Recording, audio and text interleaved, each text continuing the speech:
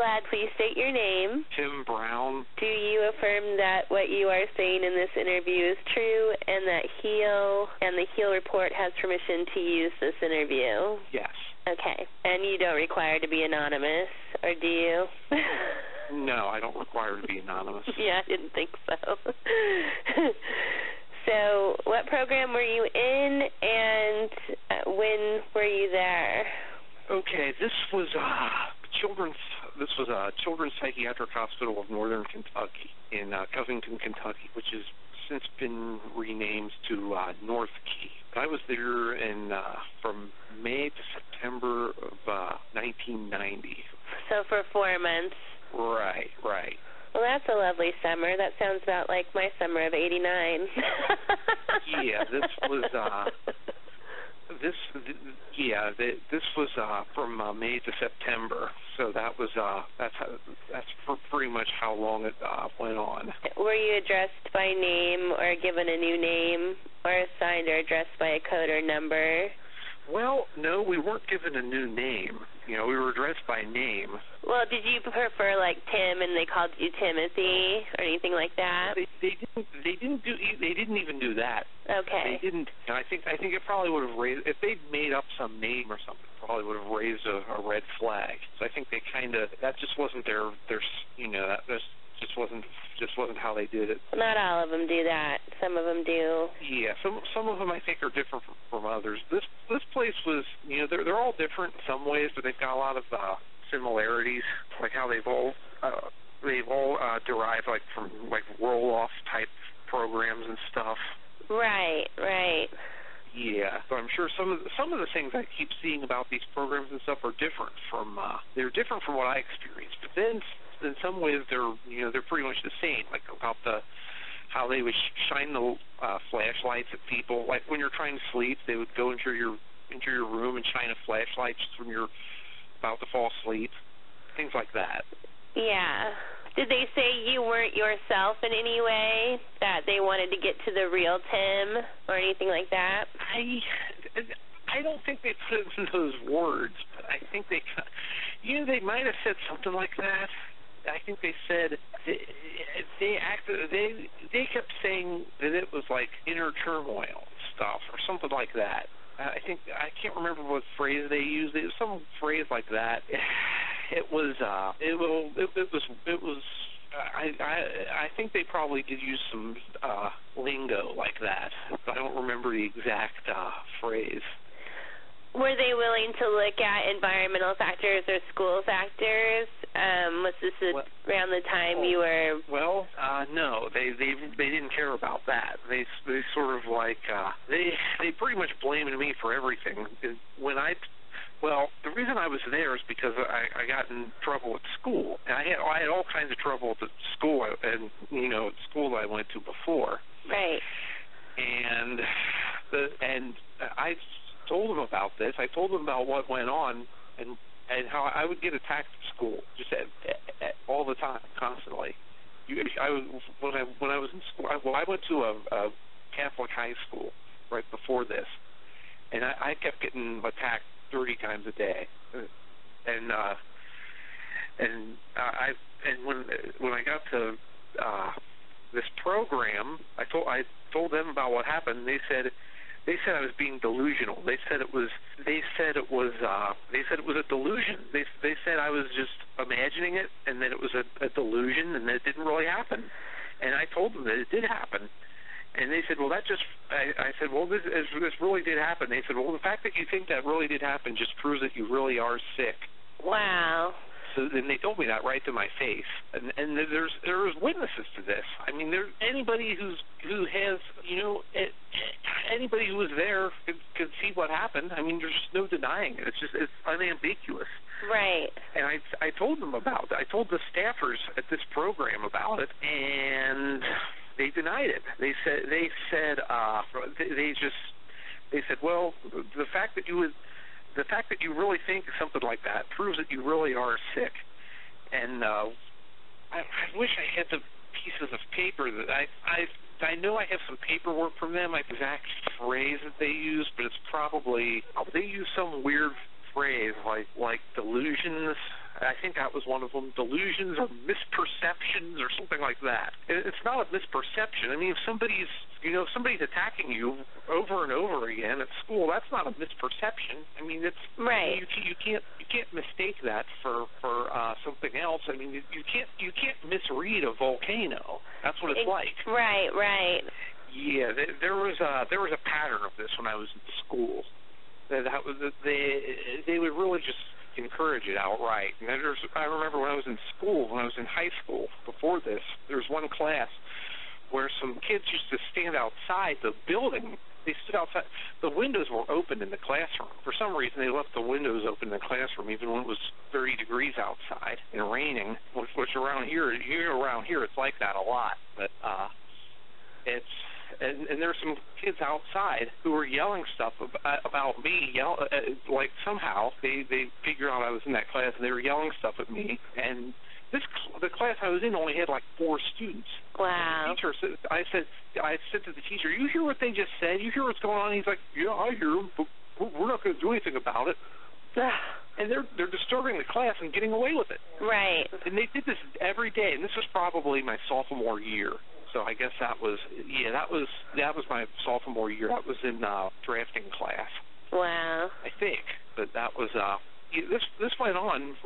I mean, a teacher couldn't even control a class with 4 students. And not only that, some of the students in that class too were doing it too.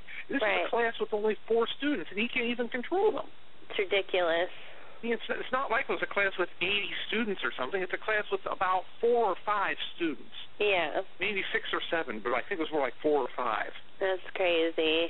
I don't know what goes on at public schools. I'm glad they've done something recently or tried to address bullying, but honestly, some of the kids who did the worst bullying, at my school, they had a peer counseling or group. Like they had a hotline that was volunteer positioned where other students would counsel other students as a peer counseling thing. And the very students who did the peer counseling were friends with the ones doing the bullying. So it made it that much more difficult, I think, for those of us who were being bullied to trust that we were going to be helped by the very people who were at least associating with those who were bullying us. It seemed like a recipe for disaster, because if you complained or cried about what was going on, they could just turn around and tell those people gossipy, like, oh, guess who called the hotline? Guess what they said? They're upset about you and what you did. You better stop bullying. I don't know. I don't know if they get razzed for bullying or not, or if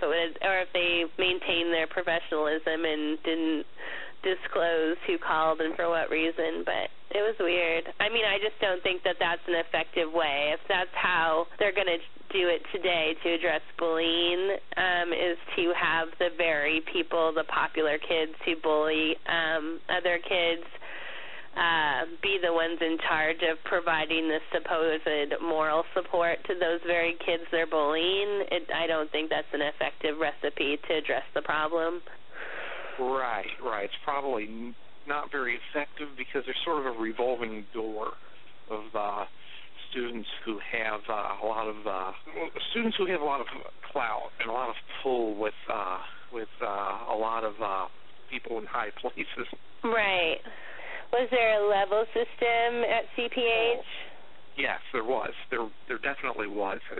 There was the lowest level was level 1 asterisk. Then there's level 1, then there's level 2, then there's level 3, the highest level. I think it was just those 4 levels. And you entered on level 1. And if you do everything perfectly, after a few weeks, you could go up to level 2. But you have to do everything just right. You have to do everything exactly the way they say. Exactly. And eventually, after, I don't know, a couple of months, you might be able to get to level 3. But it was like a scoring system. So you get like a certain number of points for this, or they deduct points if you get demerits, things like that. But if you get a really low score, you would go down to level 1 asterisk, which is below level 1. And of course, they would revoke privileges and stuff. And and I was like 16. I was well, I turned 17 when I was there.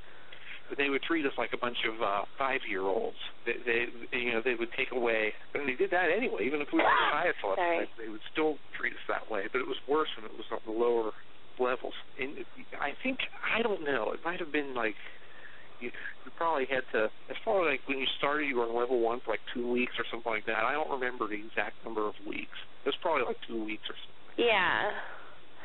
Now, on the level systems, like, what kind of privileges and consequences did you have? Like, the one consequence was you could be put on level 1 asterisk and lose privileges, but what were the types of... I think, I'm trying to remember, I think some of it, they would limit the number of phone calls you could have with your parents and things like that. Sometimes, if you're on a lower level, they would actually limit how many phone calls you got with your parents, or how much contact you could have with them, or things like that. And I think there was one of them. I think it was level 1 asterisk. I think you had to. I don't know. It might have been the higher levels. It might have said. It says you may earn books. Like if. Yeah, I don't know if that was the lower level or it might have been for the higher levels. Like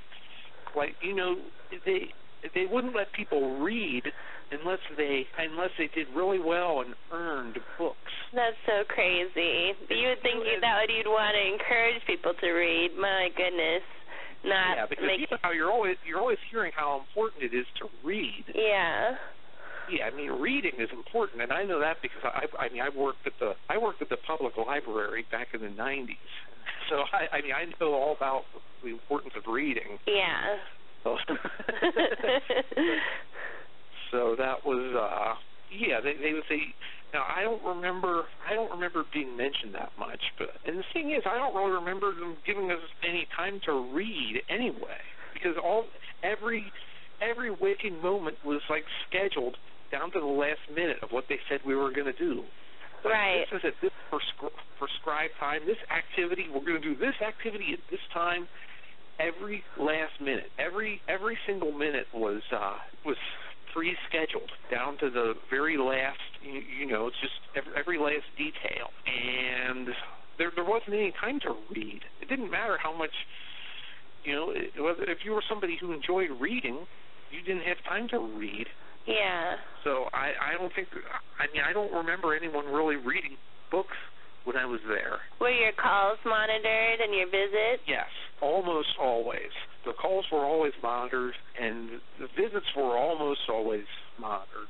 I think there was maybe 1 or 2 times I remember the visit. Well, usually there was a staffer in the room monitoring the visits, but I think when there were a couple of times when there wasn't, but I think they must have had like some speaker or a microphone in the ceiling or something to monitor us. I mean, they were always. I would believe that they would have a microphone in the ceiling or something to monitor us, because I just can't imagine that they wouldn't.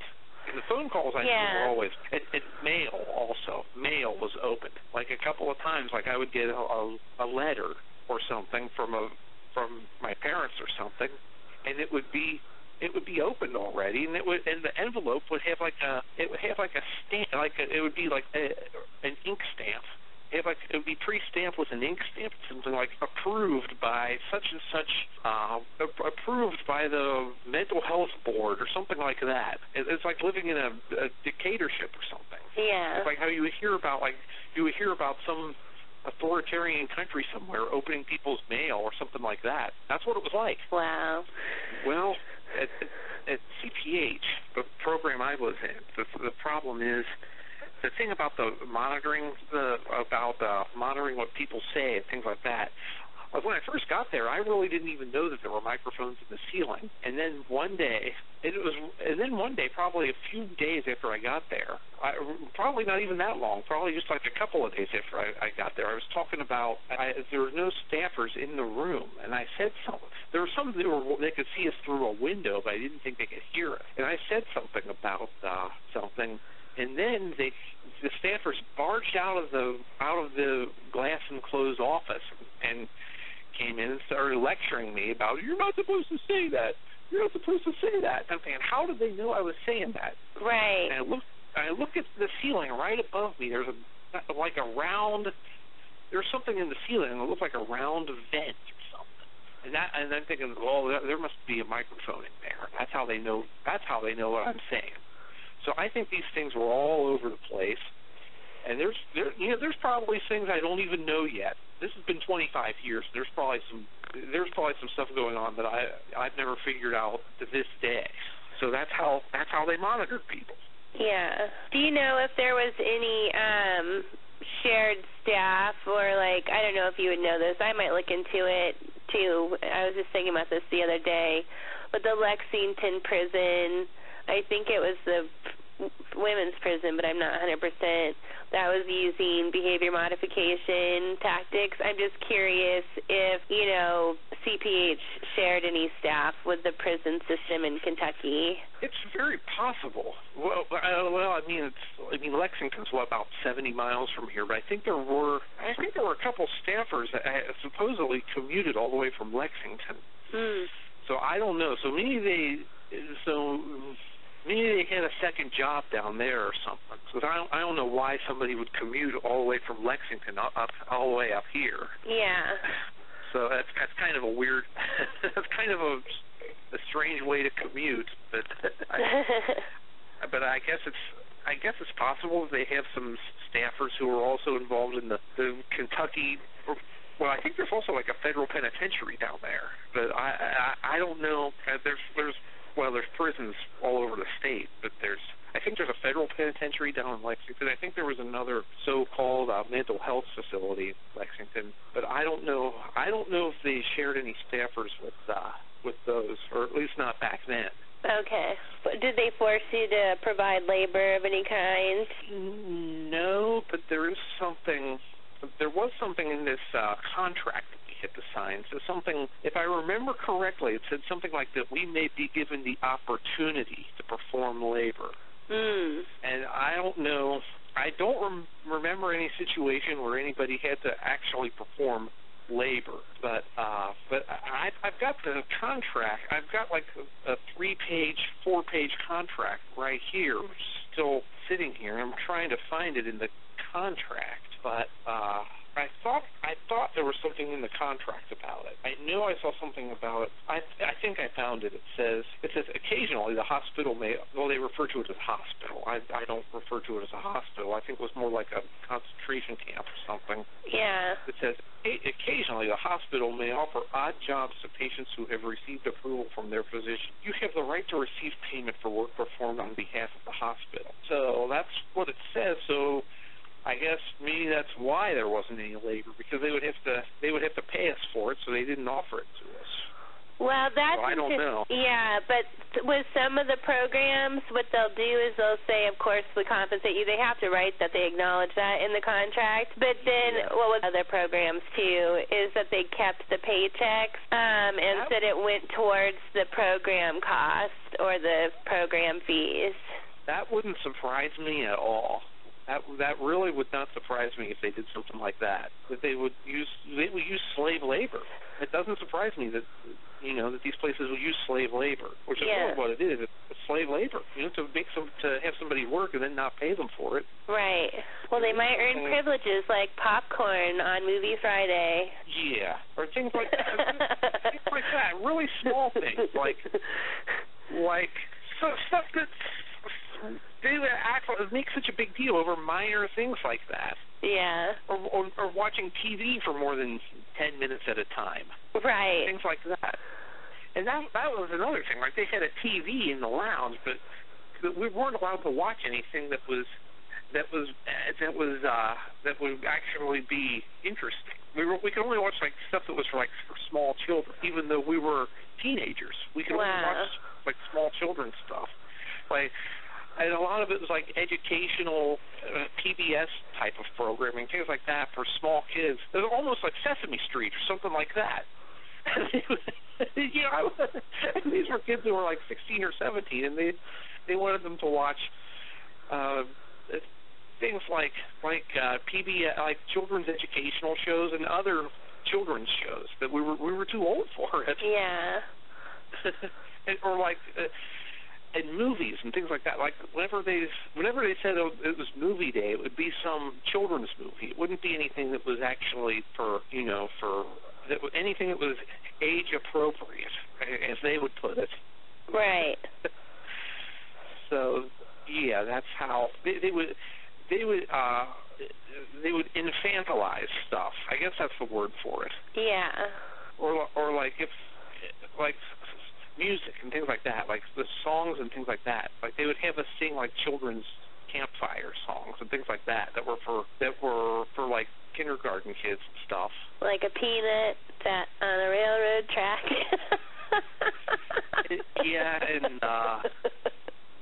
things like that. Yeah.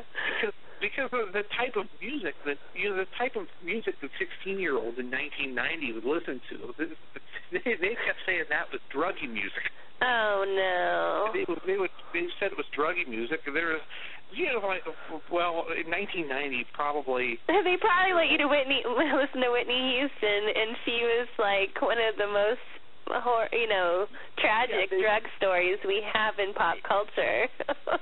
They said that they wouldn't let people listen to Motley Crue and things like that. Like they said Motley Crue was druggy music. There was some kid that tried to smuggle in a Motley Crue tape, and they confiscated. Terrible. And then the only popular music at the time that we were allowed to listen to was things like New Kids on the Block. Oh no! And that's not the sort of things that 16-year-olds would listen to. That was things like that was tween music at best. I don't even know what it was. The 8-year-olds listen to. I mean, I knew people at the time who were like 8 or 9 who would listen to that, things like that. That's not the kind of things that 16-year-olds would listen to. Right. Right, I was so upset when I was happy to be rescued. The day I was rescued, they had it tuned into the local pop station, but the first song I heard was Hangin' Tough by New Kids on the Block. I'll never forget that. That was the first song I heard after months of not having any music, was Hangin' Tough by New Kids on the Block. And I remember having my first normal teenage thought after months of being in hell, saying, oh my God, I can't believe it's New Kids on the Block is the first song I have to listen to when I get out. Like, that was my first thought. But since it was such a normal teenage thought, I just thought, I think I'm going to be okay. Because I still hate New Kids on the Block.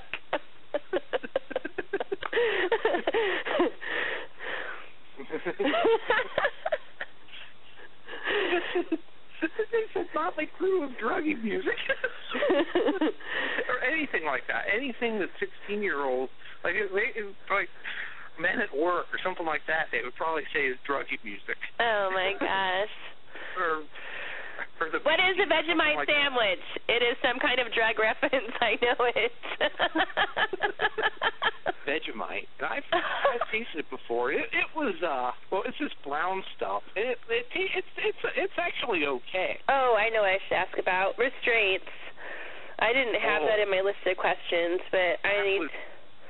Restraints were a really big deal at this program. Restraints were a really big deal. They had something called a boat. That was the name of it, a boat, like a boat on the water or something. But this thing it looked like a big plastic toboggan, like a sled or something, and it was orange, and it was a restraint, and it was called the boat. Now, and they kept threatening to use it on me, and they never did. But they did use it on a lot of other kids. And when they did that, what they would do is they would put them in this tiny locked room. It was called the quiet room, and they would they would tie them down. They would strap them down in the boat, and they would have this TV screen, and they would monitor them like on a TV monitor, and it would be in full view of the rest of the kids there. So wow! They would sit there and watch it, and they use that as an example. They would use that to make an example of people. So they would have like a little monitor screen for hours on end, and just showing the kids strapped down there in the boat with their arms and legs spread out completely, strapped down, and they would sit there. We would be sitting there watching it for like a half hour at a time, and they would do this for hours at a time, and they would show it to us. They didn't like shove it right in our faces, but they had it like tilted so you could see what, so we could see what was going on, and they were using that to make an example. And then later they would say, "Did you see that on the monitor? That's what's going to happen to you if you don't behave." Wow. And they did it and it was over silly stuff too. It was because somebody, the staffers there kept provoking kids. Like they would kept yelling at them and like goading them to just completely, like they would like lecture and lecture kids about stupid stuff, and then finally, the kids would just lose their cool, and then they'd use that as an excuse to put them in the boat. So absolutely no de-escalation techniques or anything, and intentional provocation. Yeah, they would provoke people, and then when they got mad, they would restrain them. And that was one of their words was, well, you said de-escalating, but one of their favorite words was escalating. Like they would start arguing with somebody, and then we would argue back, and then they'd say, "Well, you're escalating." That was one of their big words. They had all these lingo, and it was their lingo or their jargon or whatever it was. They would say, "Well, you're escalating," or manipulation was another one. Like if there was something that was against the rules, and you knew it was against the rules, you asked one of the other staffers if it was against the rules. That was called manipulation. I don't know what, why, or how, or what. Yeah, their ideas of, I don't know. I think it all is behavior. Those behavior modification procedures for public school manual I found.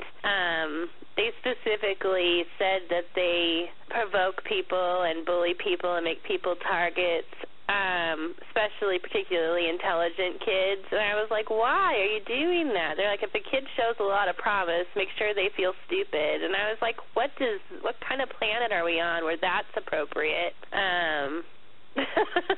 With restraints, did they use, were you drugged? Did they put you on any psychiatric drugs or administer psychiatric drugs? And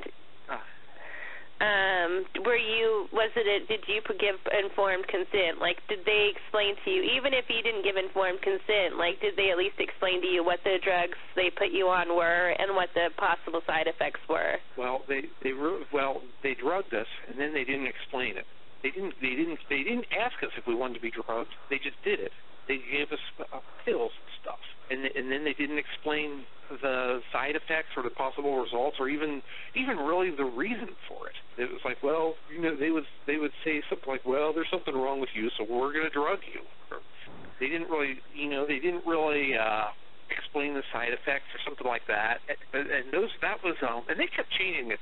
They kept changing the treatment, the medication, as they called it. They changed it probably several times while I was there. They would give me one thing, and that would last a few weeks, and then they would take me off of it and put me on something else. And there was something rather bizarre that happened right when I first got there. Well, this was probably on the second or third day that I was there that this happened. They took me into like a medical examining room they had there. And then they said something like, well, we're going to take a blood test. And so they stuck the IV or whatever it is. I guess it was an IV. And they stuck it in my arm. And they said, well, this is just a test. And then after a few minutes, I passed out. So I don't know what they were doing. They were obviously injecting me with something, and I don't know what it was. And I passed out, and I think I woke up, and I had really bad diarrhea. No. I rushed into the bathroom. That's all I can remember. So they gave me something. That was not a blood test. If it's something like that causes you to pass out, right, with an IV, that's not a test. That's they're actually putting a substance in your body. That's not a test. They expected me to believe that was. Well, I guess I sort of thought at the time that it must have just been a test, but that's not a test. Right. That could be Thorazine or something like that. I think it's probably Thorazine. That's what it sounds like to me. But I mean, I don't know. It's amazing to me how irresponsible these hospitals or programs are when they do administer drugs, because as a patient you would need to be able to communicate if you were experiencing a side effect. And if it's a side effect that doesn't have a physically obvious tell, like if you have an allergic reaction and your lips swell or something, you're going to have to communicate with the patient to find out how it's affecting them and whether or not that is an expected side effect. I mean, it's just so irresponsible. Yeah, especially because they claim to be a hospital. That's officially what they were classified as, a hospital. Even though they didn't really, even though it was quackery, basically. Right. The entire thing was quackery, but they were officially classified as a medical treatment center. But it's just irresponsible. I mean, I don't know how they. I just don't know how. I mean, how they could get away with something like this in 1990. I mean, this isn't. It's not like this is the 15th century or something. This was right. only 25 years ago. I mean, I was surprised they could get away with it then. It is. It's very surprising, and I think it's a problem with, a few things, so especially with the youth programs. Well, if they've deemed you insane or mentally ill, it's easy to discredit you by saying, well, you're mentally ill. Why should anyone believe what you say? You're mentally ill. Yeah, they told me that. They said something like that right to my face. Like I complained about something that went on there, and they had some agency came in to try to see what was going on, and the guy from this agency, he told me, well, I think you're making this up. I don't believe any of this, so we're not going to listen to you anymore. Wow. And this went on for months. I mean, I was only there for 4 months, and it seemed like 4 years. Were there clocks? I mean, did you know what day it was from day to day? I knew what day it was, and I knew how many days I was there and what day it was, whether it was what day of the week it was, what day of the year it was. So I knew what. I didn't lose track of time. Occasionally you hear something about like some world event or something that went on, like you would overhear something because like they would have the TV, like in the middle of the night they would have the TV blaring and they would say detail at 11 or something. You would hear it or something like that. So you sort of knew what was going on. Did you get any education or anything? Did your credits transfer? Well, they made us go to school every weekday during the summer, but the credits, of course, didn't transfer. Oh, wow. Even at the hospital, the whoop-de-doo hospital. Well, yeah, they didn't count for anything. We had to go to school, but it didn't count. But we didn't really learn much either because they were just kind of because they really didn't intend for us to learn anything. So we didn't. Right. Mostly they just said, well, here's this novel. Just read this novel, and then you can we'll give you a test on it later. In a couple weeks from now, we'll give you a test on this novel. It wasn't even a novel that was interesting. I couldn't figure out what it was. I mean, it didn't hold my interest. I mean, whatever it was. So it was just. And the thing is, we were in classes that weren't even with kids that were of the same grade level, because at the time I would have been starting my junior year. But there was kids that were probably like in 7th grade or something. Yeah. So they didn't really take the education aspect seriously. And of course the credits didn't transfer. So it's not like I got to graduate from high school any earlier. Right. I still had 2 more years of high school. Were there any? I'm sorry. Go ahead. So it was basically considered our problem. Right. Right. It was. Well, if something happened, if it didn't transfer, that was tough luck. Wow. I'm just thinking about the kids that were there during, I mean, I know May and September are both kind of when school's still in, certainly May, but I don't know if you were able to finish that school year. Like, were you allowed to finish your coursework for your school year while you were there? Like, did they send it to you and have you finish it up? Well, it was really both. I had to do the schoolwork there in addition to the coursework I already had because from the school I was at earlier. I mean, I had all kinds of problems there. I was held back a year because that was because of the school's failings. I mean, that's the school I went to earlier was a disaster. So I had like a correspondence course like for English class that I had to do, and I had to do that in addition to, and I had to complete that before the end of May when the regular school year was out. Wow! But then in this program, we had to go to school. We had to go to school every day, even in the summer. And we didn't, and of course, we didn't get credit for it. And then I was there until September, and they kind of, I think by that point, what they did was they had like a special school that was like part of the regular school system. They would transport me to and from school. Mm. But of course, that wasn't even a regular school either. That was a school it was a school that they chose for us. And said, "Well, you're going to finish up school there, whether you like it or not." They didn't really ask me. They just told me. They said, "Well, you're going to do this, whether you like it or not. That's the way it's going to be. And if you don't like it, that's too bad." So that was like a special school that they chose for me, like an alternative school or something. And that that was the one they chose for me. And I had to accept it. I couldn't do anything about it. And it wasn't really even. I really didn't even learn much there either because it was just so they could say that we were going to school. It wasn't so we could really advance. Right.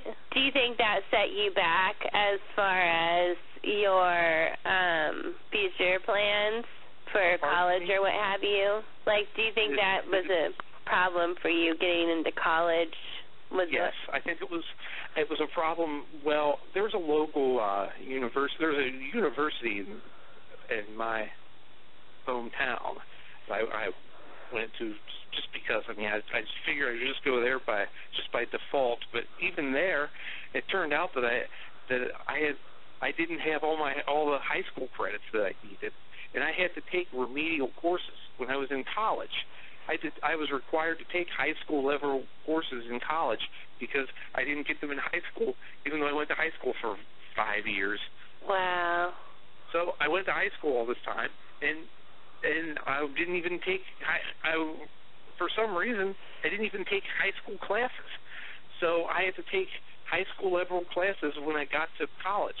Was that from private schools, like the private schools failed you, or was it private and public? They both failed. They all failed. The private school failed. The public school failed. The program failed. They all failed. I mean, don't blame me for it. I don't. They will blame me for it. If they hear this interview, they will blame me for it. You can bet your bottom dollar on that. No, that was completely, entirely their fault. It was their doing. It was they failed. They failed, and they won't admit it. They won't accept responsibility for failing. Right. Were there other things? I know they were calling the rock music druggy music and stuff. Were there other things that did they try to get you to admit to things you hadn't done beyond trying to say that what you were saying was true wasn't true, like saying you were delusional if you believed you were bullied? That's just crazy. I can't even believe. I mean, I believe you. I'm not saying I don't believe you. I'm just saying it's hard for me to believe, even though it happens all the time, that adults are so stupid. Yeah, I mean, if I was making it up, I wouldn't be sitting here now saying that. I mean, I wouldn't be sitting here now saying the same things at the age of 41 that I was saying when I was 16. Right. That's the thing. My story hasn't changed in 25 years, so that's pretty much proof that I'm not making it up. So, but they did try to, well, they made us admit to things we didn't do, of course. They tried getting us to admit that we were drug abusers. I remember they made us go to, like, drug counseling sessions or something, and I didn't even know that's what it was till I got there.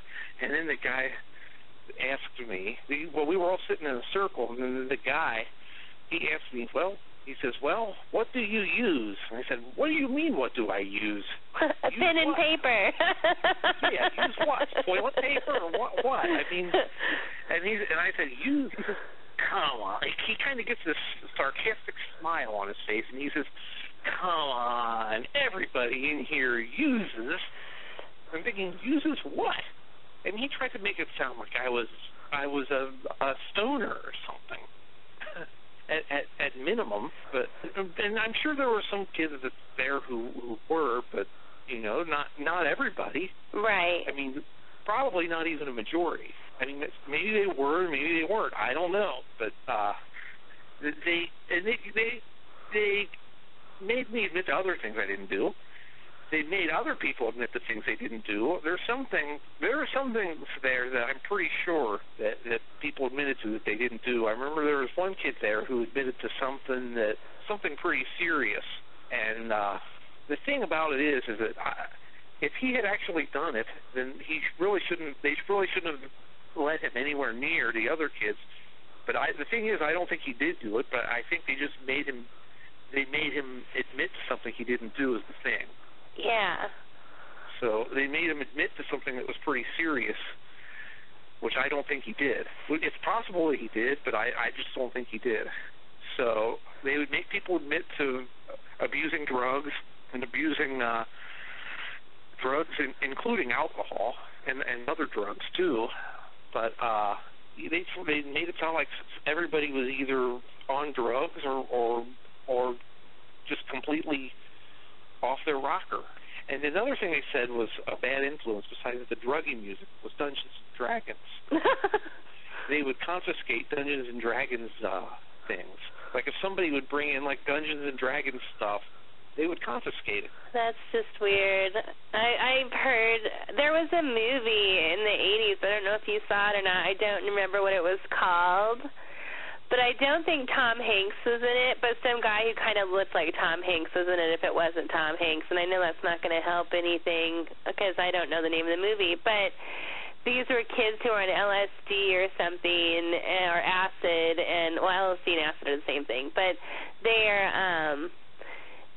one of them was hallucinating a bad trip or something and thought he was, like, in the game Dungeons & Dragons and then, like, stabbed his friend. And my mom at one point told me that was based on a true story or something. So I think there might have just been a spaz-out scare about Dungeons & Dragons because in this one instance there was a hallucination related to Dungeons & Dragons that ended in a fatality.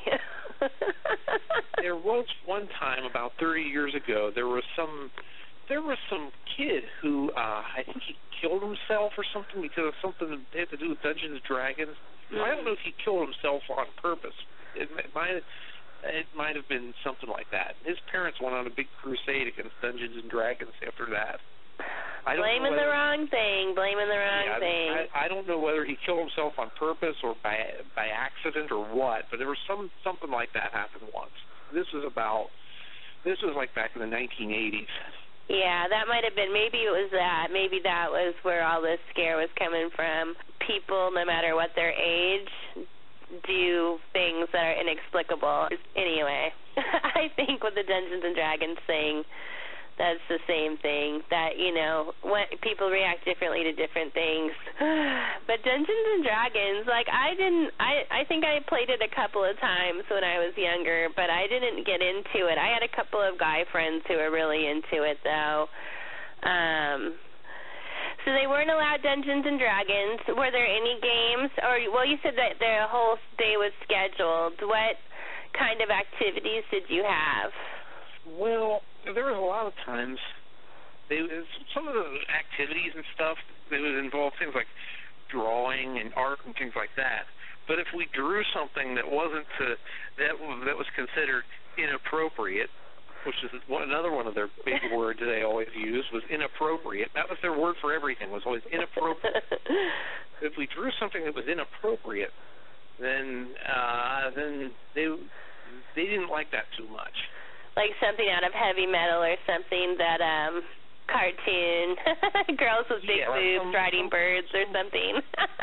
Some TV show that they didn't like, or some bands that they didn't like, or some or anything they didn't like. So it was just really there wasn't much that they liked. So they got real mad.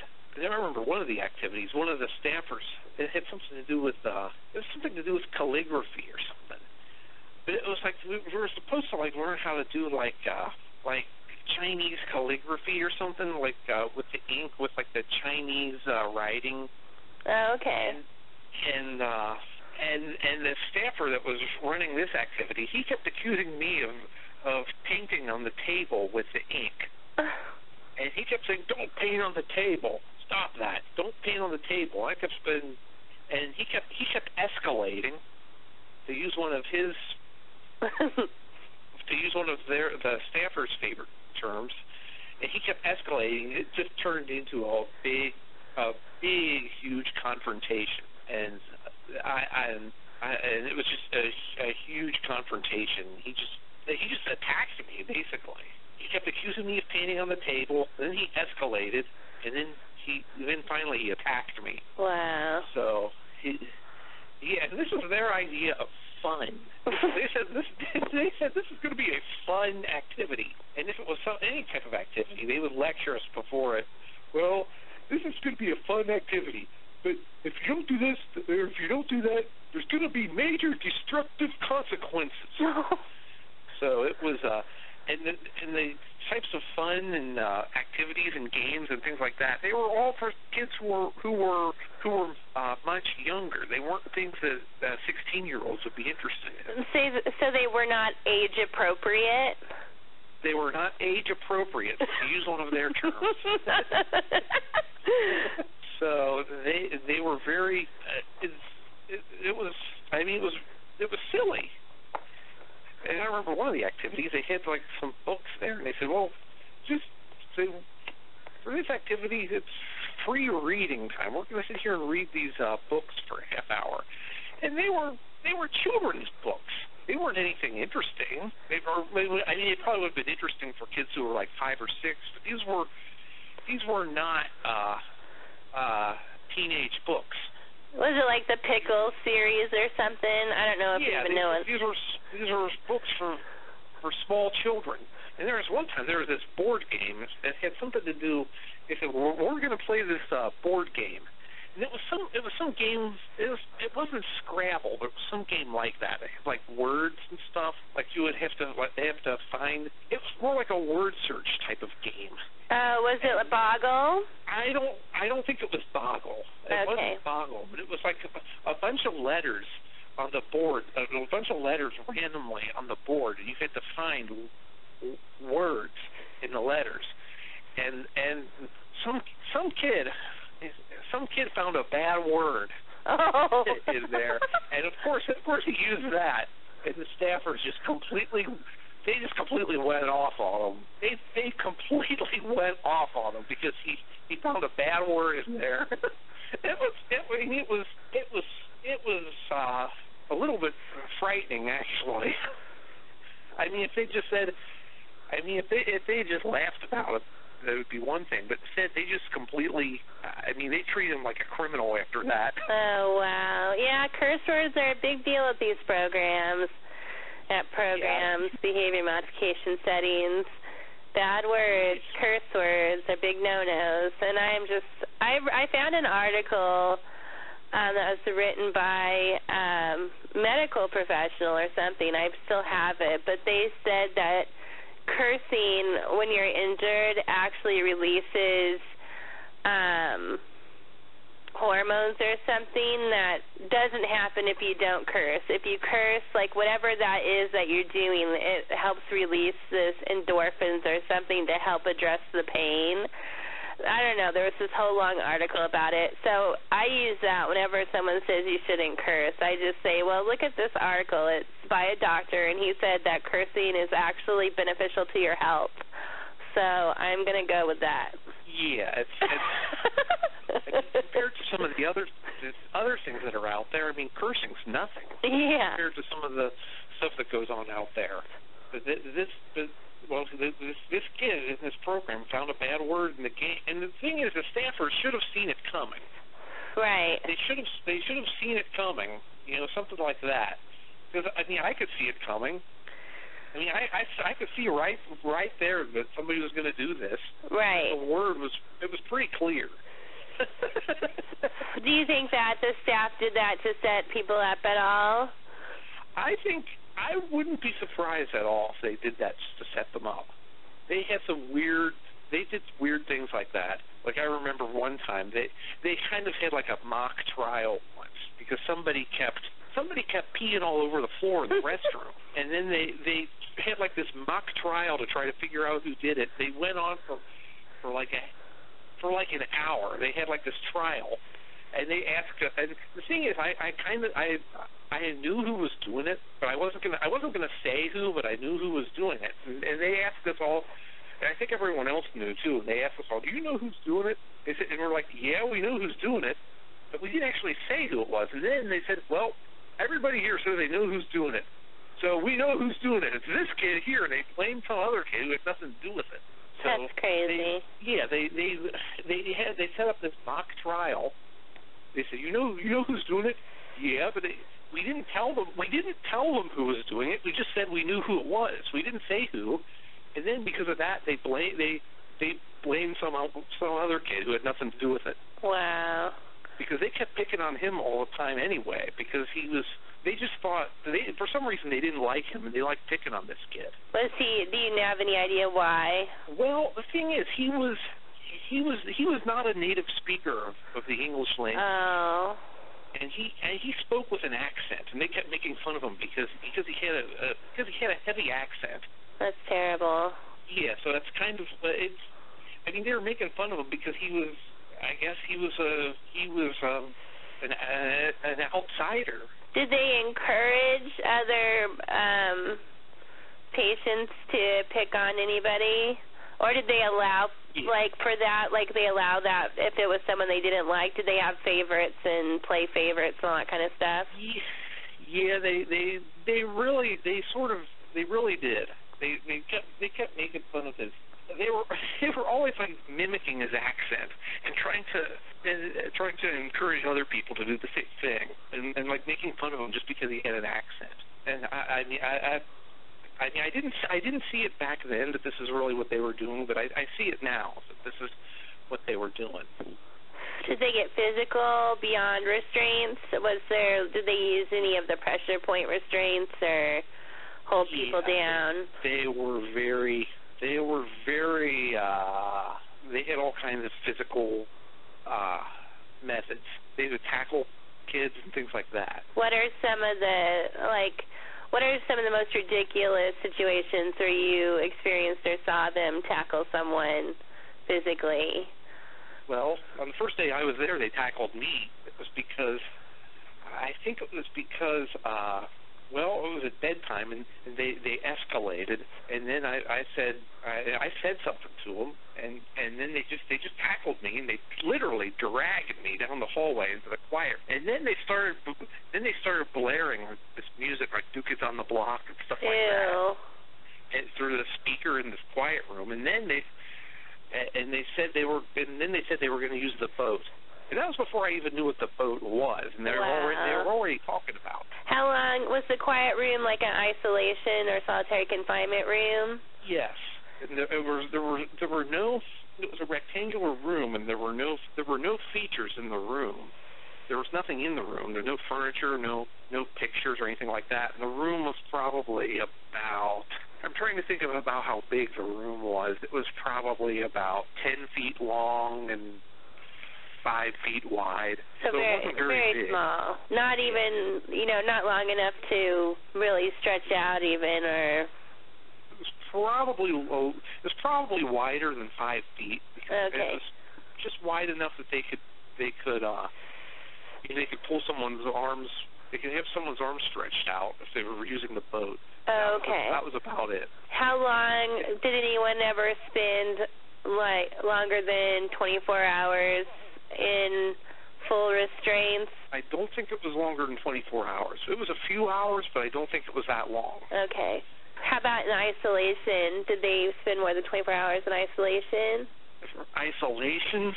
Well, there wasn't anything. There wasn't anything like. There was something sort of like this. It was called room restriction. Okay. And sometimes that was 72 hours. Okay. And sometimes longer. So they would send people to their rooms, and they wouldn't let them use the bathroom. Oh, wow. They wouldn't let them sleep either. So sometimes you could imagine how bad that would be. Yeah. So sometimes, especially if it was 72, I don't know how we did it. When I know there was one time. I'm pretty sure there was one time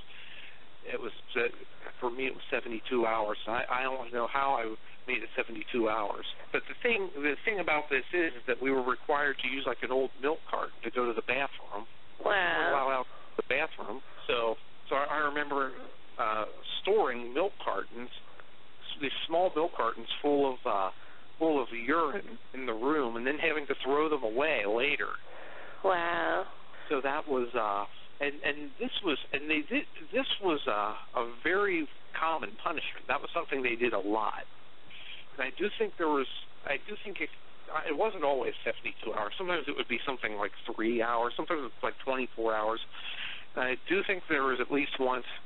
In my case, it was 72 hours. So this was pretty common, and so that's what they did. Would you say your overall experience at CPH, Children's Psychiatric Hospital, was unhelpful? Yes, it was very unhelpful. There's not even any question about that. It was unhelpful. It was a waste of time. It was a fraud. It was a scam. It was a downright quackery. Yeah. I know they were addressing the environmental factors or the problems that you were experiencing with bullying. Or did they try to address, were all the issues just boiled down to you aren't behaving perfectly, so you have to behave perfectly, and that's all they cared about? They didn't care about what the underlying issues were, like as far as bullying or anything else that might have been going on? That's all they cared about. Everything was my fault. According to them, everything was my fault. Except there was one time, I think they sort of tried to blame my parents for it. I think at one point they kept saying, well, at least here you're safe. At least here you're, so I think at one point they tried blaming my parents for it, and that didn't work. But most of the time, 99.99% of the time, they tried blaming me for it. They never blame the schools for it. They never blame themselves for it. It's almost always me. Wow. So did they talk to your parents? I mean, did they tell your parents? Were your parents like all that it was behavioral, or were they worried about you for some other reason, like depression or anything like that? Who, were my parents worried about me? Yeah. Well, I think at first, and I think for years afterwards, I think they believed that. Oh. Well, I don't know. I don't really discuss it with my parents now because there's not really any point in it. Right. But I think now they probably realized the whole thing was a scam. Yeah. I don't know because they're not here. They're not in this room for me to ask them. No, it's okay. But I'm not going to call them up right now and say, do you think that program was a scam? But that's probably what they think, because I think it's pretty obvious now, because otherwise I wouldn't be still talking about it 25 years later. But right. I think at the time they probably believed their side of things, because that's kind of the whole point. These programs don't work. Yeah. If parents don't believe the programs, then the programs don't work. Right. You know, they're not. There are a lot of parents who are taken in by this scam. That's what it is. It's a scam, and a lot of parents are taken in by it. I agree. That's how they stay. Yeah, this is how they stay in business.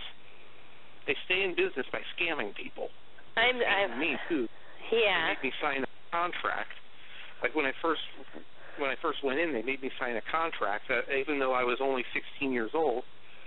And I don't even see how that could be legally binding because I pretty much everywhere in the entire country, contracts are not binding until you're at least 18. Yeah, they're voidable. Contracts are voidable if you're a minor. But, yeah, I think that it would be voidable. Any contract you signed with the hospital would be voidable. Yeah, especially because they kept telling me how crazy I was. And I think they even use that word, crazy. Wow. And if that's the case, then how is a supposedly crazy person supposed to understand the contract? Right. You know, they can't just say, well, you understood the contract, but you don't understand anything else because you're crazy, but you understand this contract here. I mean, how do they expect that to hold up?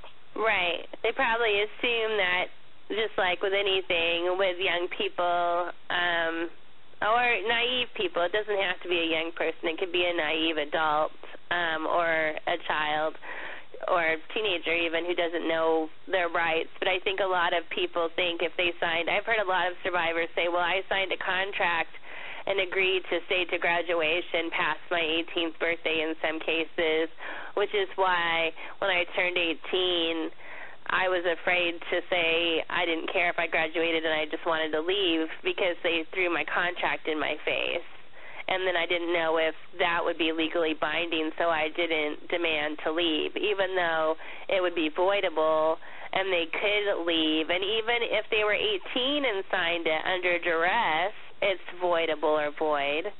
So there's a lot. It's just, I think, an intimidation tactic. Like, you've agreed to this, so now you can't, complain because you're complicit in whatever we do to you. I think that makes it more difficult, too, for survivors to sue.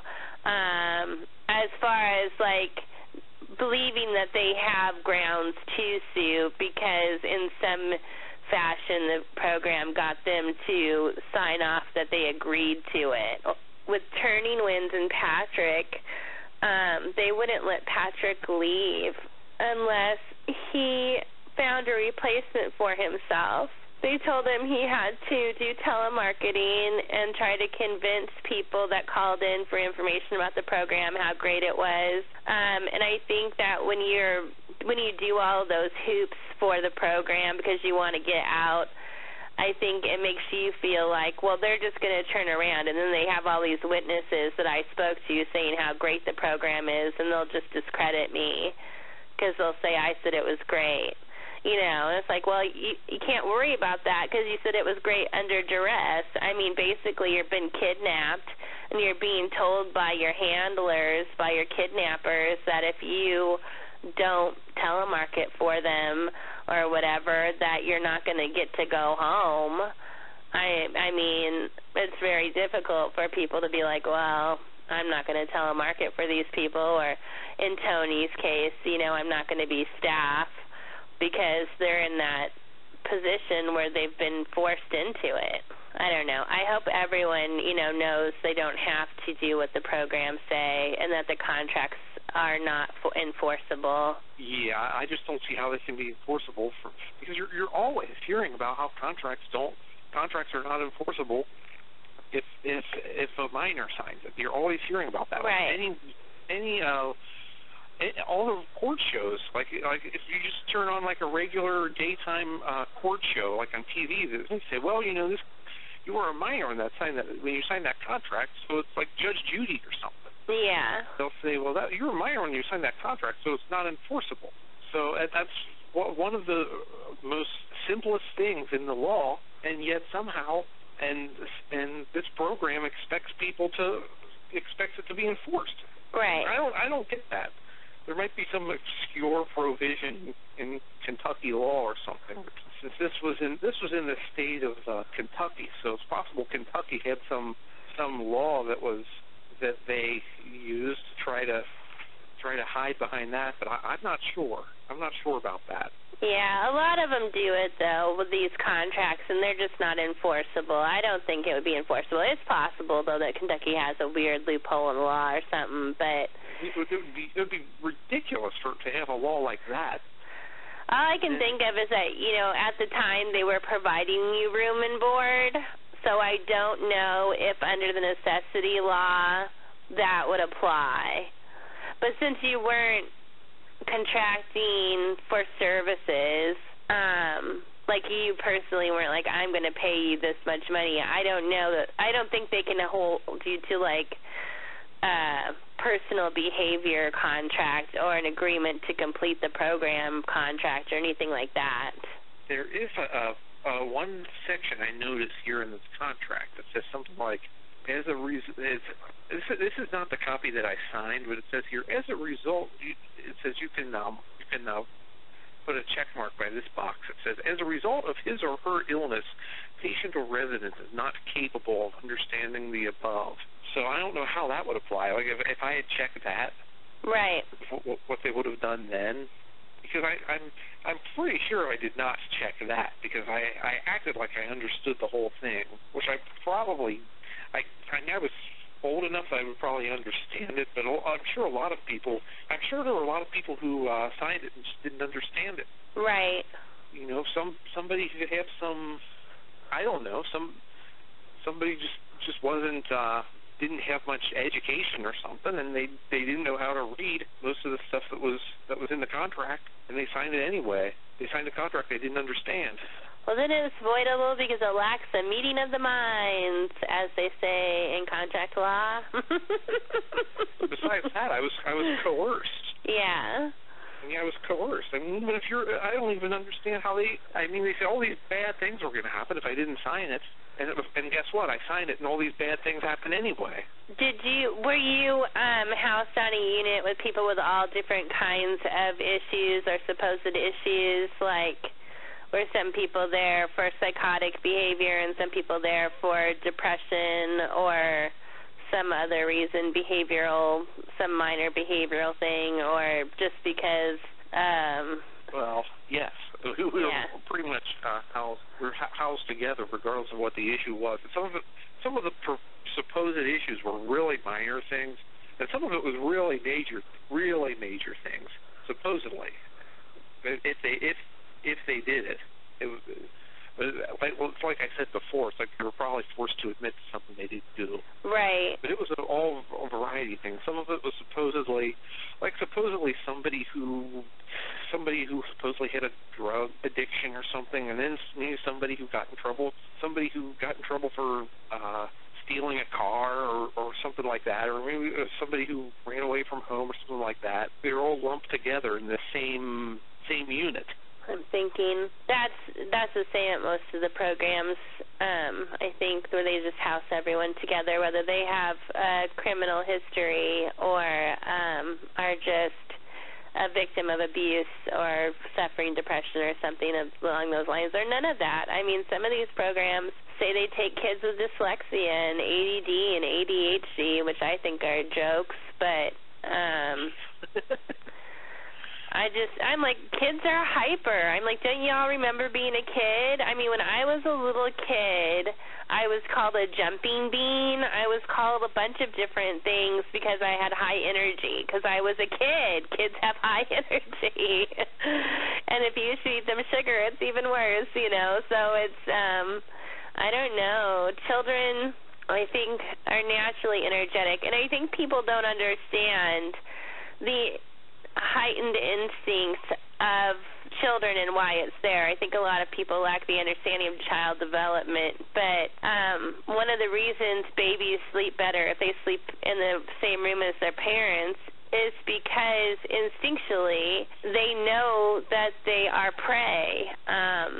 In most natural settings, small dogs, small children, we've heard of children being picked out of a swing by a cougar or a mountain lion. Anyway, that's another tangent. One of the things I'm working on right now, I want to do, because I started doing it earlier this week, was the sleep deprivation thing. I know you mentioned that, they tried to keep you awake, and they had ways of keeping you awake by putting music in or flashing lights in your face, or other means of disturbing your rest. I want to make a list of all the healthy, what is optimum for an adolescent's health, right?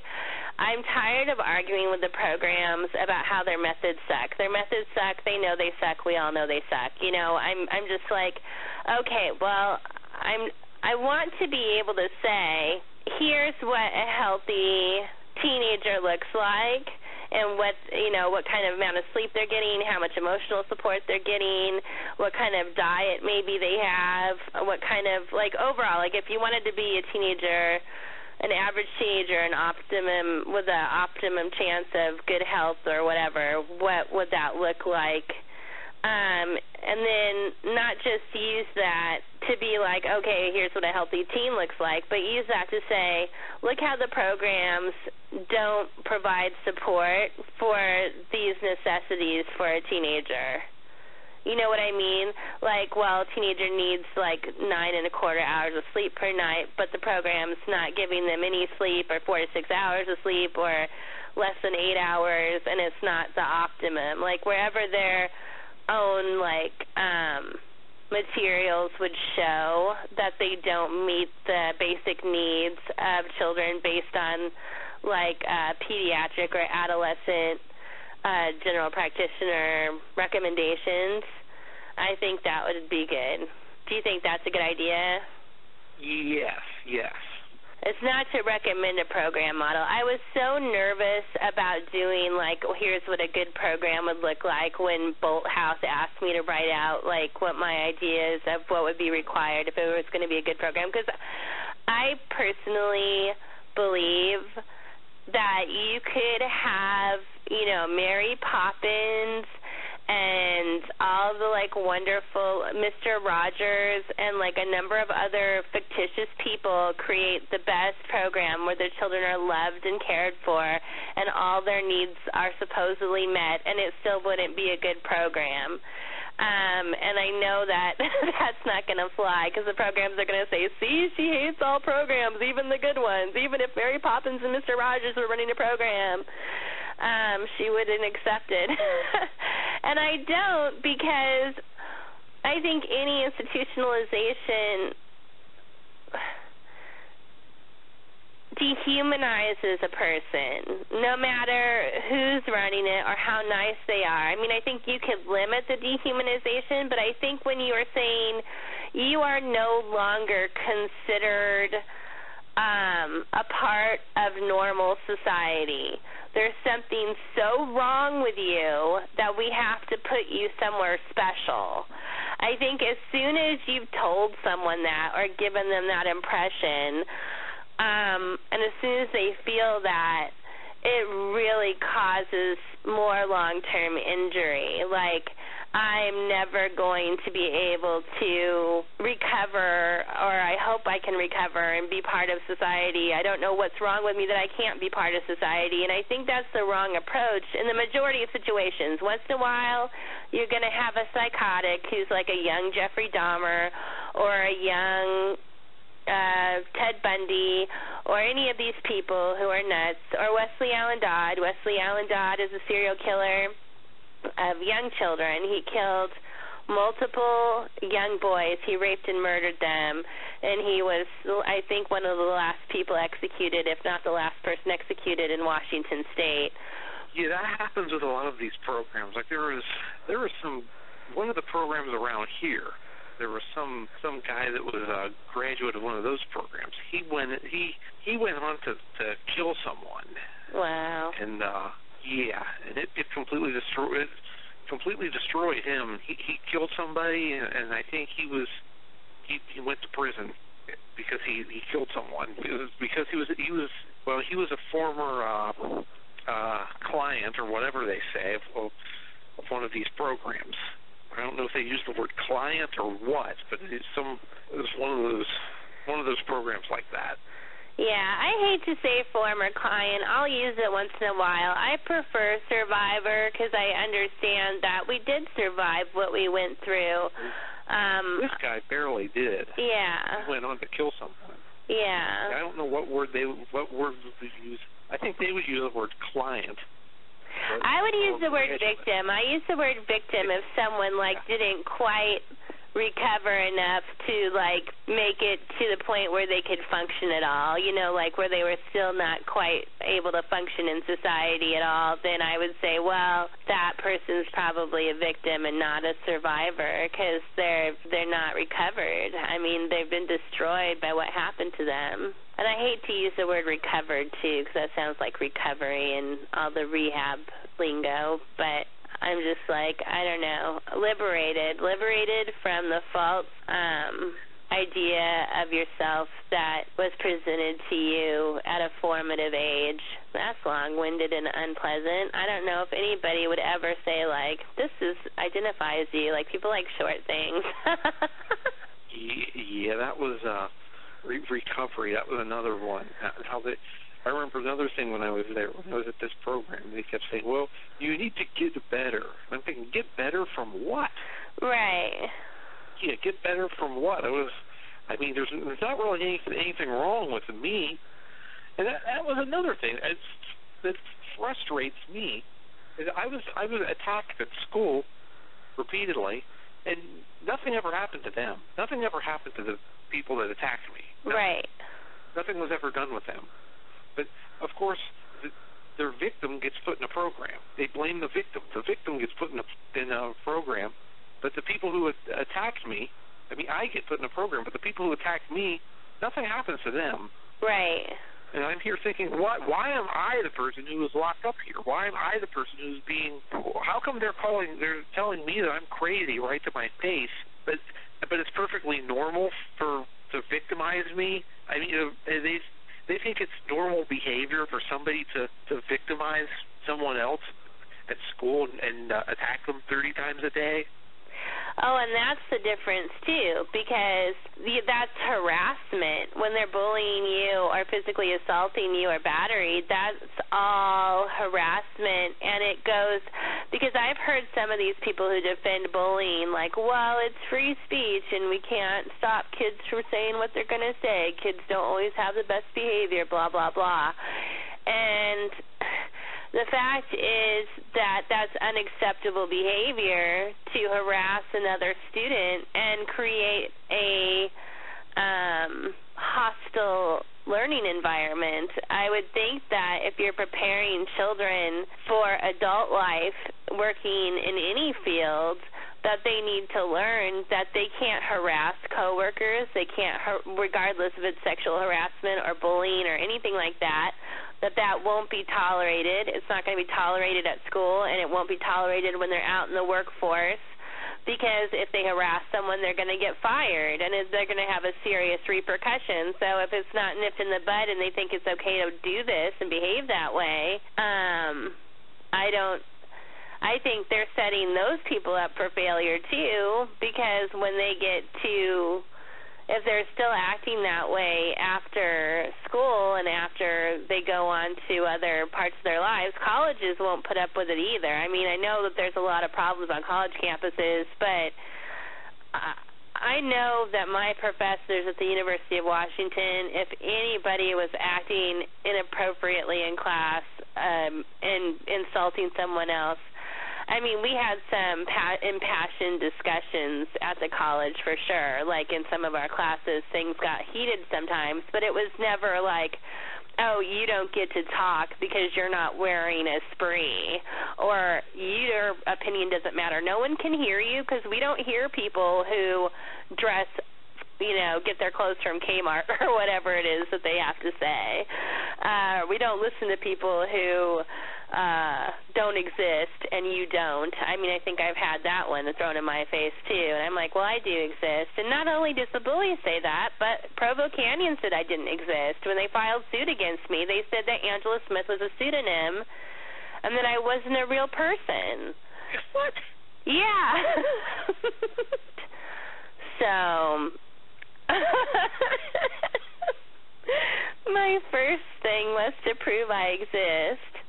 And so, I don't know. I just think that's weird. I think it's funny in a way, because it's like, well, I was, ostracized and told I don't exist in school by bullies, and now as an adult, Provo Canyon's claiming I don't exist. I'm like, really? I have to actually prove I exist? Well, I think some French philosophers would have a heyday with this. Yeah, they kept saying that you don't exist. They kept saying the problems that I was having didn't exist. Yeah. I mean, they kept saying I was delusional because I reported these problems. But one thing is for sure is that any workplace that's professional isn't going to tolerate the kind of behavior that I had to put up with in school. Right. That's the thing. They're saying they can't very well say that they're preparing somebody for the real world, because a professional workplace wouldn't put up with that. Right. I mean, if they do, then they're not very professional. I mean, there's probably I know there's some workplaces that probably do, but it's just not professional behavior. Right. Yeah. Well, we do know that the industry, the program industry, has been doing a lot of hacking accounts and stuff. Right. Yeah, that's. I mean, the whole industry. It's a criminal industry. Yeah. The industry is completely criminal, and it's gotten out of hand. It's way out of hand.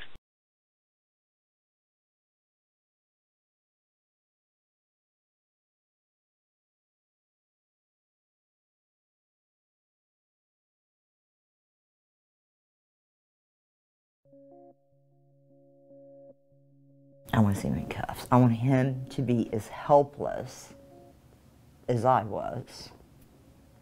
And I want to see it.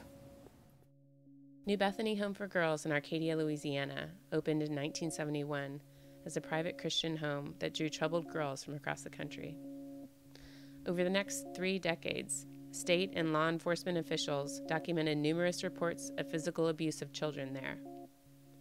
State officials twice raided the campus and removed children from the home, but it was never permanently shut down, and no one, including founder and minister Mac Ford, was ever prosecuted in connection with the abuse. In 2013, a number of women came forward to tell police they were raped by Mac Ford while under his care. We weren't taught about a God of love. It was a God of anger and rage and vengeance, and it's chucking people into this everlasting lake of fire. He's a pedophile. He's a rapist. He wanted to control everything, and he did it through fear. And the sad part about it is it worked for so many years. Following a year-long investigation into their claims, a Bienville Parish grand jury convened. 3 women who lived at the home in the 1970s, 80s, and 90s traveled from 3 states to testify before a grand jury in December about their experiences with Ford. For me, this thing was pretty much over with. It was very much over with, because there was nothing else to be done. So it was done with. This brought it all back up for me. I am afraid. I mean, there's this huge part of me that just wants to curl into a ball and not do this at all. I mean, it's like going into a hospital with a wound, and the doctor there, I mean, look at this. Let's see if you really have a wound, and that it's hard. And I worry that after this is over, if they don't indict him, what's going to happen? Is everybody going to stay alive? That's my fear. The grand jury declined to indict. When word of the decision came down this week, the former residents expressed outrage and despondence. It's 6 women. It didn't matter when 20 girls testified. It didn't matter when 6 women testified. They don't touch Mac W. Ford. It's wrong. Bienville Parish District Attorney Jonathan Stewart said the statutes of limitations on the crimes they reported were problematic to securing an indictment. I am so full of anger that I can't function right now. and I don't know what to do with it. And because they did not indict him, I can't even get help with a therapist or anything. Not that they were going to, but now there's no chance. I don't have any words of wisdom or comfort for anybody. I will do whatever is necessary, but I'm not one of those who are in the battlefield, so to speak. There are certain women who are much more diplomatic and cautious with their words than I am, and so they're best on the front line, and they're doing their thing, and they work in the background. It's not over. It's just over for right now.